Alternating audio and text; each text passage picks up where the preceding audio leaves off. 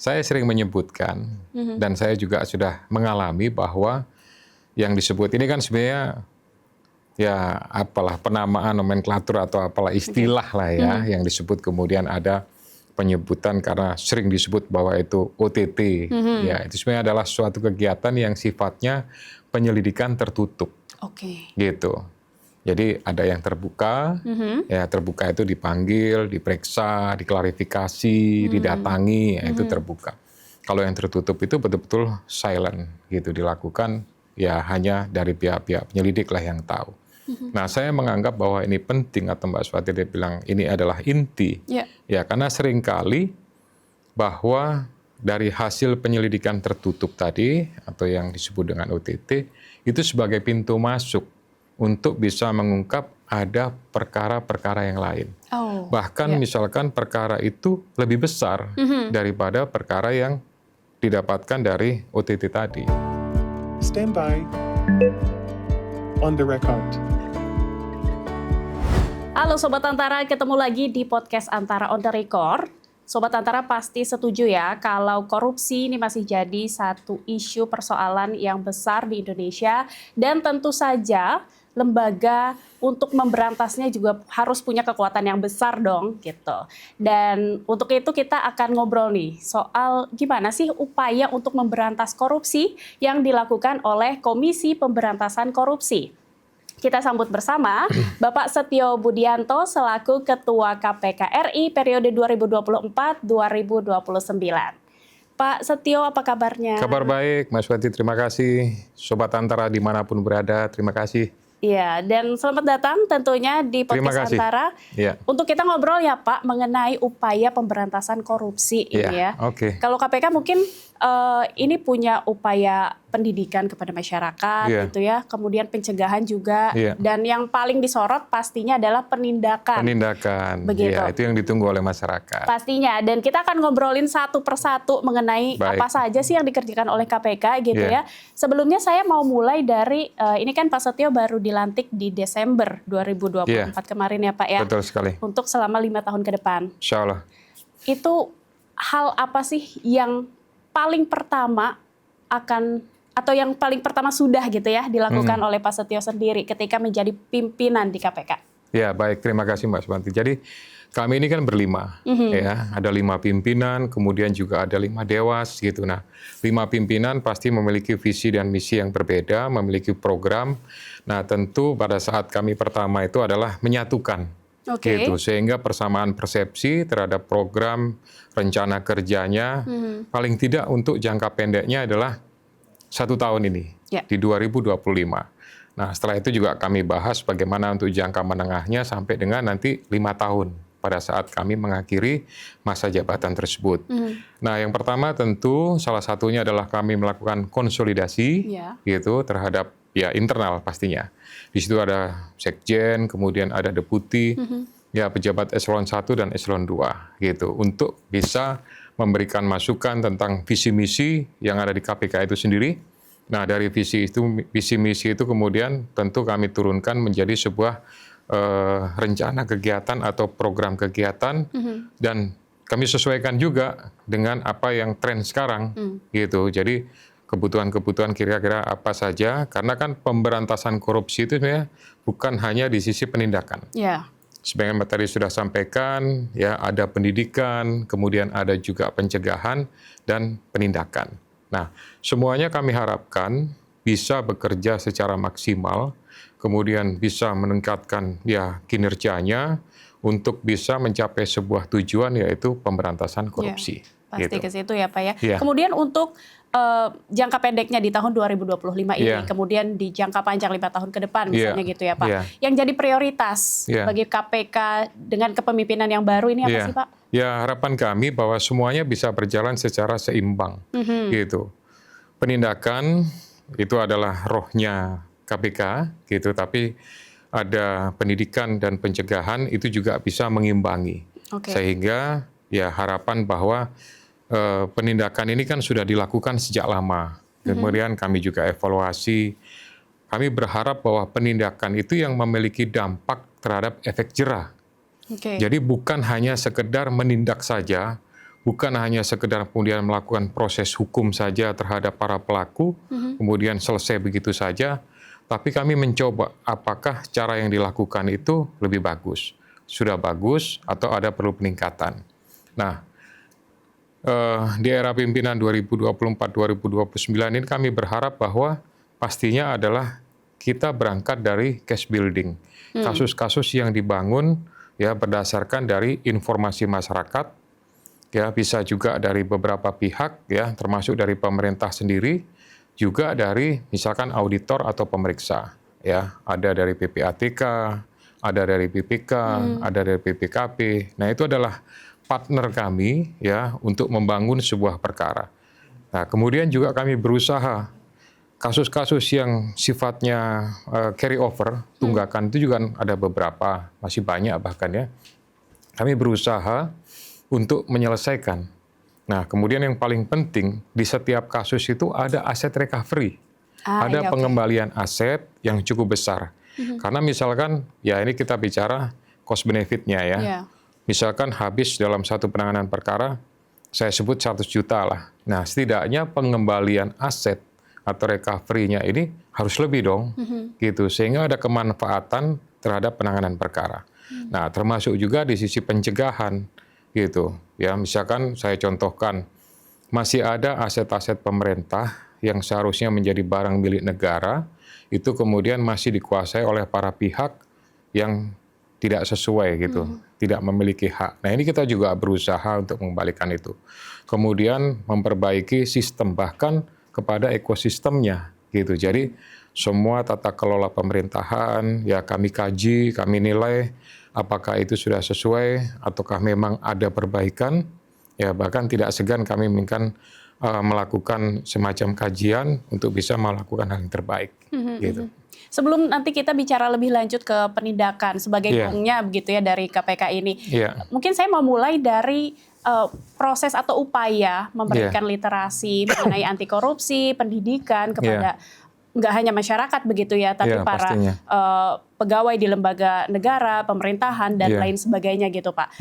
Apa sih hal terpenting menurut Pak Setio dalam memberikan pendidikan terkait anti korupsi? Jadi di KPK itu ada namanya Kedeputian Pendidikan dan Peran Serta Masyarakat.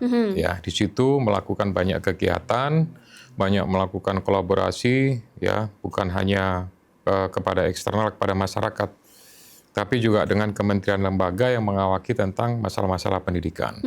Ya tentu kami berharap bahwa kurikulum tentang masalah pendidikan yang berhubungan dengan perilaku anti korupsi itu bisa menjadi bagian yang dimasukkan di setiap level pendidikan. Bahkan kalau perlu dari level PAUD ya sampai perguruan tinggi dan juga sampai pendidikan kedinasan. Berarti bisa dari hal terkecil gitu ya Pak? Iya, karena di dalamnya yang paling penting di situ terkait masalah perilaku anti korupsi itu adalah masalah integritas. Ya, integritas itu kan sebenarnya domain individual, personal, perorangan. Tapi diharapkan manakala kemudian setiap individu memiliki integritas, itu nanti pengaruhnya bukan hanya pada diri sendiri, tapi juga kepada lingkungan, masyarakat, dan lain-lain. Jadi bisa menularkan harapannya seperti itu kali ya Pak? Ya, jadi ini kan disampaikan beberapa minggu lalu kami sudah mengundang dari kementerian yang berkaitan dengan masalah pendidikan, kebudayaan, juga termasuk dari Kementerian PMK. Kami bahas, kami sampaikan, ini loh, karena nanti kajiannya ada namanya SPIP. SPIP itu adalah survei penilaian integritas pendidikan. Ya, di dalamnya bisa mengukur gitu bagaimana tingkat integritas di sektor pendidikan.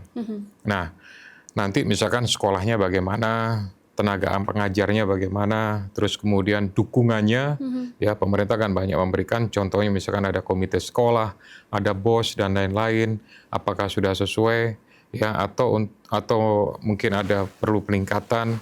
Ya, salah satunya untuk menghilangkan penyalahgunaan, penyimpangan, ya dan beberapa hal yang terkait ya mungkin seperti saya contohkan lah, masih ada mungkin sedikit banyak terjadi pengambilan data-data dari sebuah pembuatan skripsi yang kemudian mengambil dari orang lain, tapi mengakui sebagai itu tulisannya plagiat seperti itu. Nah, itu juga kan perbuatan yang tercela. harusnya kan sudah dari sejak awal mengakui bahwa kemampuannya seperti ini untuk bisa menunjukkan integritas terkait ya proses pendidikan. Artinya bukan hanya tentang korupsi itu bukan hanya tentang bagaimana penyelewengan dana, uang gitu ya. Iya, segala sesuatunya kan bisa diambil dari mulai menimbulkan sebuah kepercayaan, keyakinan gitu ya. Bukan hanya sekedar ngambil uang saja, tapi kita contohkan mengambil sesuatu yang milik orang lain, hak orang lain contohnya yang plagiat tadi, itu juga adalah sesuatu yang cikal bakal yang menjadi perilaku yang salah, yang kemudian nanti bisa saja berperilakunya terhadap korupsi tadi. Oke, Pak, mungkin kalau bisa dibocorkan nih untuk Sobat Antara, sebetulnya lembaga atau sektor mana sih yang paling banyak menyumbang kasus-kasus korupsi begitu ya? Dan apakah dalam upaya pemberian edukasinya itu lebih dikencangkan nih di sektor atau lembaga tersebut gitu? Ya, pastinya kan gini, segala sesuatunya kita sesuaikan ya. Rata lah gitu, hampir semua sektor ada. Kementerian pernah, lembaga pernah, badan juga pernah, BUMN juga ada, apalagi pemerintah daerah. Nah, semuanya kan ada. Nah, tentu pasca kegiatan penindakan itu biasanya juga kami perhatikan mereka untuk bisa memperbaiki tata kelolanya. Gitu. Artinya tidak ditinggalkan lah begitu saja.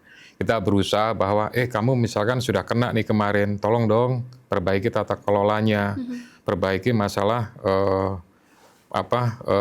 pengadaan barang dan jasa, kemudian urusan-urusan kenaikan pangkat. Nah, seperti itu kita sarankan kepada mereka supaya kemudian ya tidak terulang kembali gitu. Ya, jadi saya yakin saya tidak akan menyampaikan mana-mana, tapi ya semuanya berlaku sama. Oke, gitu. Artinya memang ada edukasinya juga nggak selesai sampai di penindakan gitu ya Pak? Iya, karena ya selain di pendidikan tadi kan ada pencegahan. Nah, pencegahan ini ada sektor monitoring ya, yang kita sampaikan bahwa mereka memonitor kegiatan-kegiatan yang dilakukan oleh pemerintah berhubungan dengan masalah, sekali lagi, tata kelola. Harapannya kan itu, kalau tata kelolanya bagus, kemudian sistemnya bagus, kita mengurangi kesempatan-kesempatan, peluang-peluang yang bisa dimanfaatkan oleh orang-orang untuk melakukan hal-hal yang kemudian itu menjadi sebuah penyalahgunaan atau penyimpangan. Yang potensinya adalah korupsi. Gitu. Bentuk monitoringnya seperti apa sih Pak, kalau bisa di breakdown lebih jauh nih? Jadi kegiatan monitor itu tentunya kita melakukan yang pertama, mana yang perlu menjadi sebuah prioritas gitu ya di kementerian gitu. Ada mungkin aturan yang belum pas, tentu kita kaji dan kita sampaikan sebuah rekomendasi gitu. Kemudian ada juga kegiatan-kegiatan aktivitas-aktivitas mereka mungkin berhubungan dengan perizinan gitu ya. Berhubungan dengan masalah hal-hal yang sifatnya pelayanan kepada masyarakat gitu. Apakah sudah sesuai?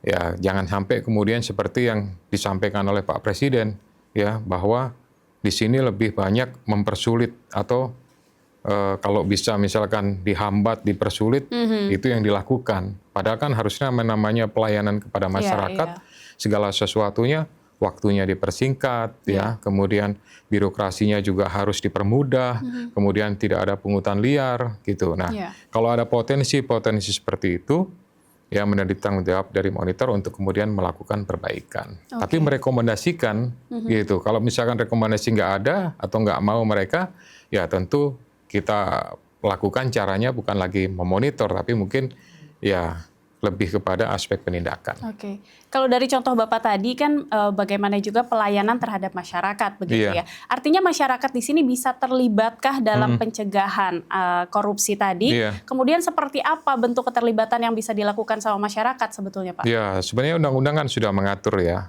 bahwa masyarakat itu diharapkan terlibat. Artinya terlibat dari mulai informasi, gitu. Pemberitahuan, ya sifatnya informasi, misalkan di sana ada sesuatu yang belum pas. Nah, di tempat kami ada pengaduan layanan masyarakat yang bisa menampung gitu segala informasi dari masyarakat dan kemudian kami kaji, kami kelola, ya istilahnya diverifikasi dan validasi untuk memastikan bahwa pengaduannya seperti ini potensinya bisa ditangani atau cukup di sektor pencegahan atau pendidikan saja. Nah, itu melalui proses, ya tentunya diharapkan bahwa informasinya juga akurat, didukung dengan data, ya termasuk juga betul-betul bahwa sumber informasinya bisa dipertanggungjawabkan. Oke. Gitu. Dan dari situ kita bisa masuk ke bagian penindakan mungkin Pak, dengan Iya. laporan yang diberikan oleh masyarakat, Iya, begitu betul. ya. Terus tadi kan di follow up lagi Iya. oleh KPK, bentuknya seperti apa, apakah ada potensi Iya. mungkin ya korupsi di situ. Kemudian saat penindakan ini biasanya proses di balik layarnya KPK seperti apa sih Pak? Ya kalau sudah bicara tentang penindakan itu kan sedikit banyak agak apa ya, mungkin ada covernya lah gitu ya, nggak bisa juga kami sampaikan Ya. secara transparan karena ada tahapan-tahapan dari mulai proses penerimaan pengaduan dari masyarakat ya, kemudian dikaji, diverifikasi sampai kemudian diserahkan ke level kedeputian penindakan. Di situ juga kemudian dilakukan ada istilahnya penyelidikan terbuka, tertutup dan lain-lain sampai kemudian ya tahapannya banyak sekali memastikan bahwa gitu proses yang dilakukan oleh kedeputian penindakan itu memang secara bukti permulaannya cukup gitu. Oke. Nah, bukti permulaan cukup kan kami harus mengacu kepada undang-undang yang berlaku, Ya. baik undang-undang KPK, termasuk juga KUHP dan lain-lain. Nah, dari situ kemudian barulah ada proses-proses yang seringkali rekan-rekan media lihat ya, ada pemanggilan, Ya. pemeriksaan, upaya paksa, ada penggeledahan, ada penyitaan dan lain-lain. Seperti itu.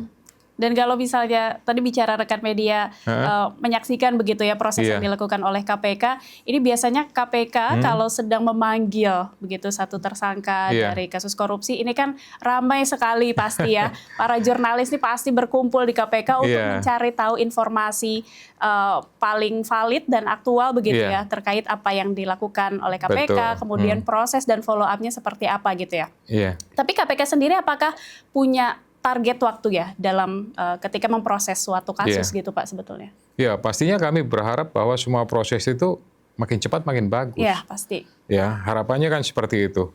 Karena kan beban daripada penanganan perkara yang di handling oleh kedeputian penindakan juga sangat luar biasa, sangat banyak ya. Setiap hari ada yang dipanggil, ada yang diperiksa, ada yang kegiatan penggeledahan di beberapa tempat gitu. Sehingga tentu ya kami selalu menargetkan makin cepat makin bagus. Oke. Tapi kan kadangkala ada sisi bahwa memerlukan pembuktian karena memerlukan perhitungan kerugian keuangan negara, ya salah satunya dari Badan Pemeriksa Keuangan, Ya. dari BPKP atau mungkin dari auditor lain. Nah itu kadang-kadang butuh waktu. Nah dari situlah kemudian agak sedikit terjeda.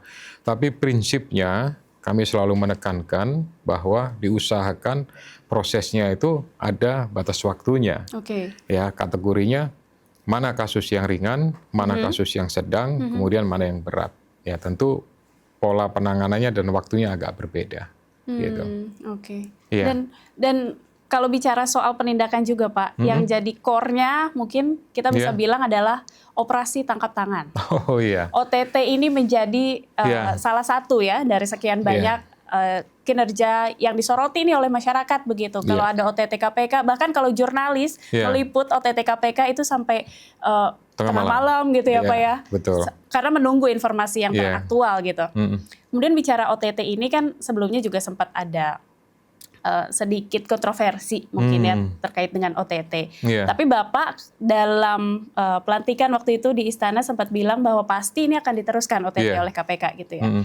Memangnya seberapa penting dan seberapa inti begitu ya OTT dalam hal upaya penindakan oleh KPK? Jadi saya sering menyebutkan dan saya juga sudah mengalami bahwa yang disebut ini kan sebenarnya ya apalah penamaan nomenklatur atau apalah istilah lah ya yang disebut kemudian ada penyebutan karena sering disebut bahwa itu OTT. Ya itu sebenarnya adalah suatu kegiatan yang sifatnya penyelidikan tertutup Oke. gitu. Jadi ada yang terbuka, ya terbuka itu dipanggil, diperiksa, diklarifikasi, didatangi, ya, itu terbuka. Kalau yang tertutup itu betul-betul silent gitu dilakukan, ya hanya dari pihak-pihak penyelidik lah yang tahu. Nah saya menganggap bahwa ini penting atau Mbak Swati dia bilang ini adalah inti, Ya. ya karena seringkali bahwa dari hasil penyelidikan tertutup tadi atau yang disebut dengan OTT itu sebagai pintu masuk untuk bisa mengungkap ada perkara-perkara yang lain. Oh, Bahkan ya. misalkan perkara itu lebih besar daripada perkara yang didapatkan dari OTT tadi, gitu. Nah, dari situ ya tentu ya segala sesuatunya kita akan lebih mendalami lagi. Informasi yang kecil, oh ini ada sesuatu nih bahan informasi, ya.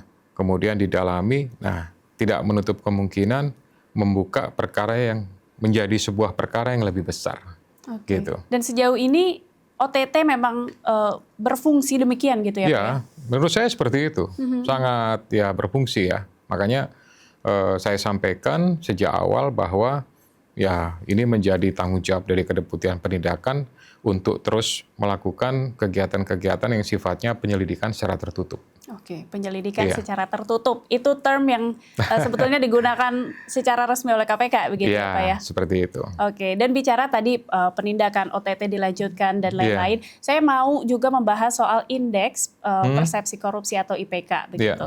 Di tahun 2024 angkanya ini adalah satu kabar gembira juga ya bagi masyarakat dan juga tentunya bagi KPK Iya. bahwa indeks ini meningkat angkanya menjadi 37 dari sebelumnya 34 ya kalau Iya. tidak salah begitu. Betul, naik 3 poin. Pandangan Pak Setio terhadap kenaikan IPK ini seperti apa? Ya, ini ada sebuah peningkatan yang sebenarnya kalau menurut saya ya tidak perlu dirayakan. Oke. Gitu, tidak perlu harus tepuk tangan, gitu, tidak perlu ada sesuatu yang berlebihan, karena justru menjadi sebuah tantangan bagi KPK, pemerintah, dan seluruh masyarakat Indonesia untuk paling tidak bertahan atau justru meningkatkan lagi nanti di IPK 2025, Iya. gitu. Karena kalau kemudian kita semuanya terjebak seolah-olah bahwa peningkatan 3 poin itu dari 34 ke 37, ini akan menjadi sesuatu yang nanti malah akhirnya ya pastinya kontraproduktif. Ya, setidaknya saya sampaikan, saya membandingkan lah. Ya memang sekali lagi ini tidak bisa disamakan, tapi setidaknya saya sampaikan kepada Sobat Antara, ya di Timur Leste itu ya IPK-nya 44. Oh, jauh Gitu. lebih tinggi daripada kita, Pak. Iya, lebih bagus. Ya, tapi memang sekali lagi nggak bisa sama dari sisi jumlah penduduk, Iya. kemudian dari sisi perekonomian dan lain-lain itu sangat berbeda. Kemudian saya bandingkan lagi dengan Vietnam. Vietnam itu 40, ya. Kemudian Malaysia.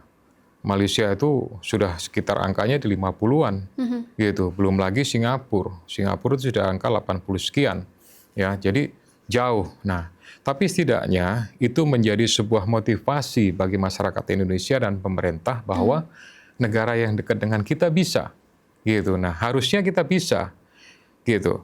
Nah, IPK itu menjadi sebuah tanggung jawab bersama masyarakat Indonesia.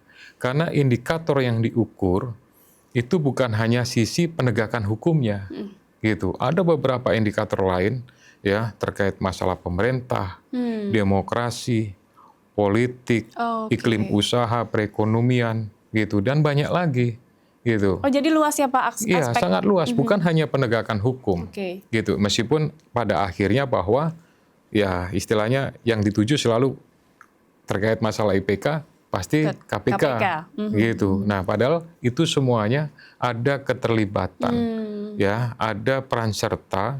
Jadi pada saat itu mau naik, mau turun, nah semuanya itu semuanya bagian daripada beberapa indikator tadi. Nah, oleh karena itu, ya saya tentu berterima kasih kepada pemerintah, kepada seluruh masyarakat. Artinya bahwa di tahun 2024 itu sudah mulai bagus, ya dibandingkan 2023. Tanpa keterlibatan pemerintah dan seluruh masyarakat, ya IPK ini tidak akan meningkat, tidak akan naik 3 poin, gitu. Nah, tentu sekali lagi saya juga berharap bahwa yang saya sampaikan, kita nggak perlu ini tepuk tangan, tapi justru kita perbaiki, gitu. Untuk 2025 makin bagus, ya, makin meningkat, gitu. Tentu semuanya ya memiliki partisipasi aktif untuk memperbaiki itu supaya ya menjadi lebih bagus. Karena kalau bagus, ya pengaruhnya juga terhadap iklim usaha itu juga sangat berpengaruh. Gitu, investasi dari luar itu makin percaya, ya kemudian mungkin aktivitas masyarakat, kesejahteraan, dampaknya juga sangat luar biasa, gitu. Masyarakat akan merasakan bahwa tata kelola pemerintah sudah bagus, dari swasta juga sudah mulai bisa merasakan segala sesuatunya. Ya ini semacam ekosistem lah gitu ya, simbiosis dari semuanya gitu untuk bisa melakukan ini. Kemudian saya tambahkan, Mbak Suhati, bahwa selain IPK sendiri gitu, KPK ini kan IPK dilakukan oleh Transparansi Internasional. Di Indonesia ada Transparansi Internasional Indonesia gitu, yang kemarin mendeklar atau melaunching, mempublikasikan tentang hasil. Nah, KPK sendiri memiliki namanya SPI, Survei Penilaian yaitu Integritas. Nah, di situ bisa mengukur sampai hal yang terkecil, sampai kepada unit kerja gitu, dan bisa beberapa metodologinya pun bisa kita sampaikan. Kalau misalkan Kementerian A gitu, kenapa nilai SPI saya rendah? Nah, itu kami bisa sampaikan. Rendahnya di sektor ini, di bidang ini, nah ini yang perlu perbaikan. Yang bagus tolong dipertahankan, ditingkatkan, termasuk sampai di pemerintah daerah gitu. Oke, upaya yang dilakukan KPK tentunya untuk meningkatkan IPK tadi, begitu ya Pak. Itu tapinya terpengaruh nggak sih dengan adanya efisiensi anggaran? Karena ini sedang ramai juga nih Pak untuk di tahun 2025 ini. Gimana KPK beradaptasi dengan anggaran yang baru, kita katakan? Ya, jadi gini, Sobat Antara perlu tahu bahwa kalau bicara masalah efisiensi anggaran, itu kita tidak hanya sekarang saja. Sejak awal KPK ini sudah banyak menerapkan tentang efisiensi anggaran. Oke, dalam aspek seperti apa? Hampir semuanya, gitu. Contohnya kegiatan-kegiatan yang sifatnya seremonial, gitu. KPK hampir tidak pernah melakukan kegiatan yang seremonial. Kegiatan yang misalkan memanfaatkan selama masih gedung KPK yang ada di K4 dan C1 masih bisa digunakan, kami selalu menggunakan tempat-tempat tersebut. Ya, kemudian dalam perjalanan dinas juga seperti itu, gitu ya.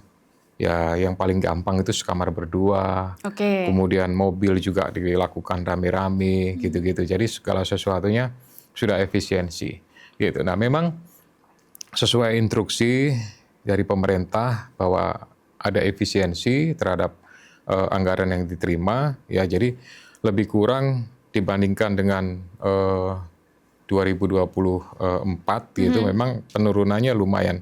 Jadi dari 1,237 sekarang itu kalau nggak salah 1,038, ada sekitar 200 miliar. Ya, terjadi ya penurunan. Belum lagi termasuk juga untuk perjalanan dinas, itu juga ada efisiensi hampir sekitar 50%. Ya. Tapi sekali lagi karena kami menganggap bahwa selama ini sudah melakukan efisiensi, jadi menurut kami tidak ada hal-hal yang kemudian berdampak terlalu signifikan. Ya, kami instruksikan bahwa kinerja harus tetap dilakukan, target tetap harus sesuai dengan yang sudah disepakati di awal, tanpa ada melakukan perubahan-perubahan, tinggal semuanya disesuaikan dari mulai ATK, ya, kita memanfaatkan digitalisasi. Kemudian dari sisi kegiatan rapat yang misalkan perlu dilakukan secara telekonferensi, Zoom meeting dan lain-lain, kita lakukan seperti itu, nggak pakai pertemuan secara fisik, ya. Termasuk juga yang kegiatan-kegiatan yang sekali lagi tadi sudah saya sebutkan seremonial dan lain-lain, itu memang sudah nggak ada semuanya. Ya, jadi kami sampaikan, saya gaskan kepada seluruh pegawai, gitu, efisiensi ini adalah kita mendukung program pemerintah, tapi kemudian tidak mengurangi target yang sudah disepakati di 2024 untuk kinerja 2025. Artinya bisa diyakinkan kembali bahwa efisiensi anggaran ini tidak berpengaruh terhadap proses tadi ya Pak ya, pendidikan, harapannya seperti itu. Pencegahan dan juga penindakan gitu ya. Ya, saya yakin mungkin dari sisi perjalanan dinas yang paling terasa, gitu, karena ada pengurangan hampir 50% kan. Ya, tapi solusinya adalah ya kita kurangi. Beberapa pegawai yang mungkin sebelumnya harus berangkat bisa 5 sampai 10 orang, mungkin setengahnya gitu.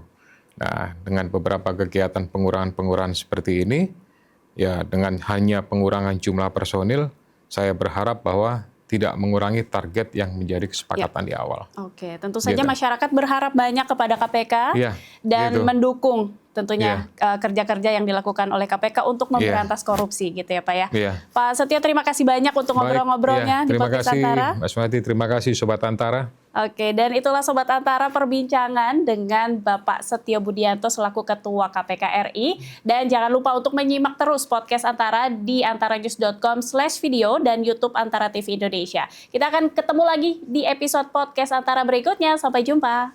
Boleh dadah Pak ke tengah. Terima kasih. Terima kasih. Terima kasih banyak. Oke, iya. Pak Setio, terima kasih. Terima kasih. Stand by. On the record.